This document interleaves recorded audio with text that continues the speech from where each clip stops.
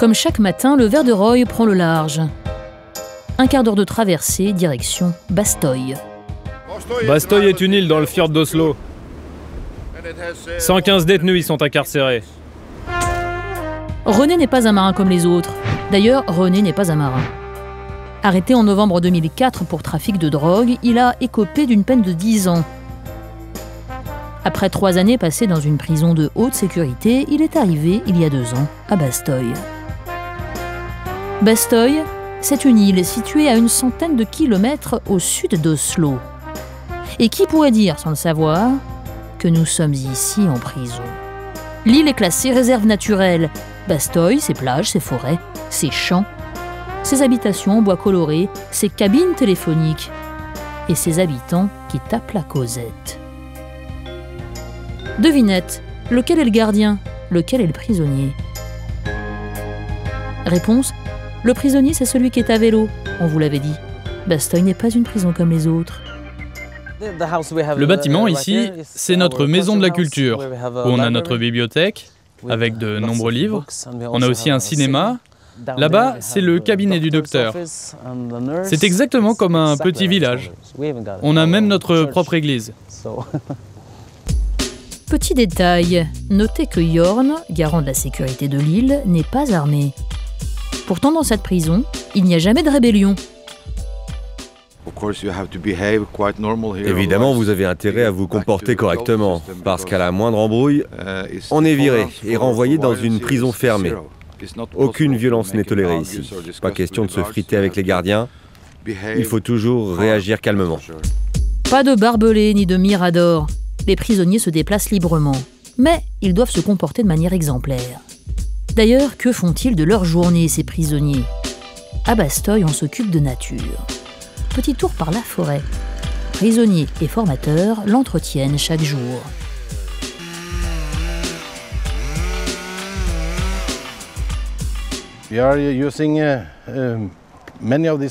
Nous utilisons la plupart de ces arbres pour chauffer les habitations. Car nous avavons arrêté d'utiliser du pétrole, parce que cela pollue. Ce n'est pas bon pour notre environnement. Car à Bastoy, on est écolo. C'est toute l'originalité du lieu. C'est même sa philosophie. Pas de chauffage au fioul, on se déplace en voiture électrique. On commence même à installer des panneaux solaires sur les toits des maisons cellules. Et l'on développe l'agriculture biologique. Voici Kato. Il est arrivé il y a 4 mois. Il a 29 ans. Il a été condamné à 4 ans de prison pour violence et usage de stupéfiants. Tous les jours, il travaille de 8h à 15h à la ferme. L'ex-petite frappe des banlieues découvre l'agriculture biologique. Ceci est produit sur l'île. C'est écologique. Des carottes aux pommes de terre, aucun pesticide n'est utilisé. À Bastoy, tout est bio. En général, les gens utilisent des pesticides dans les champs pour éliminer les parasites. Ici, on ne fait pas ça, tout est écologique. Nous essayons effectivement de leur transmettre les bases de l'écologie. Ce qui vient de la terre doit y retourner. Nous y travaillons continuellement et regardons ce que nous faisons à tout l'écosystème. Aujourd'hui, Kato aide à la tonte des moutons. Pour l'instant, il n'est pas directement aux manœuvres, mais la découverte de la vie, la ferme, ça lui plaît.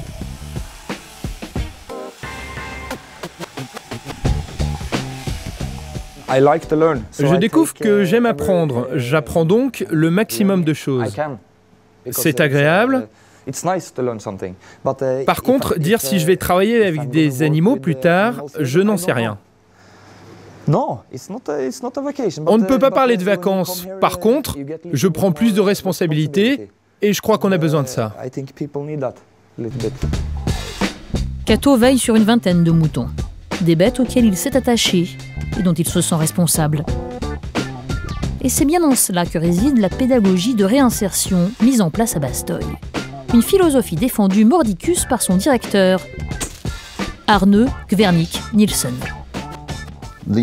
Ce système carcéral se fonde sur des principes écologiques et une philosophie humaniste.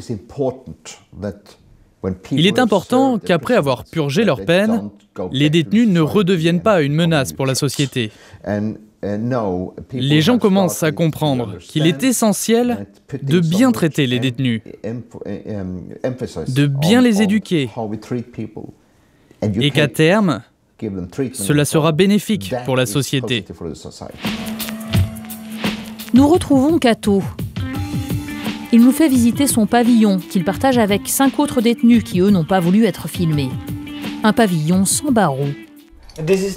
Voici la cuisine, le couloir et le salon. Et voici les chambres. Il y en a 3 ici et 3 autres en bas. Avant d'arriver à Bastogne, Kato a passé 1 an en prison de haute sécurité. Il sait apprécier la différence. C'est comme une maison normale. C'est vrai que ça n'a rien à voir avec les prisons fermées, et c'est une bonne préparation à notre réinsertion. Mais pour que cette prison idéale fonctionne, il y a intérêt à ne pas se tromper sur la personnalité des prisonniers qu'on fait venir. Il y a donc une sélection importante.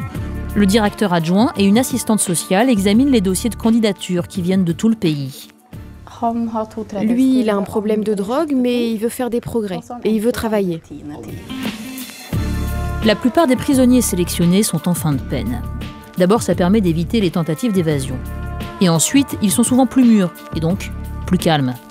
Mais ce ne sont pas des anges, loin de là. 98% d'entre eux ont commis des crimes qualifiés de sérieux, et plus de la moitié ont été condamnés pour meurtre ou crimes sexuels. Le premier critère est celui de la sécurité. Est-ce que le détenu pourra gérer la grande liberté qu'il aura ici? Si oui, c'est positif.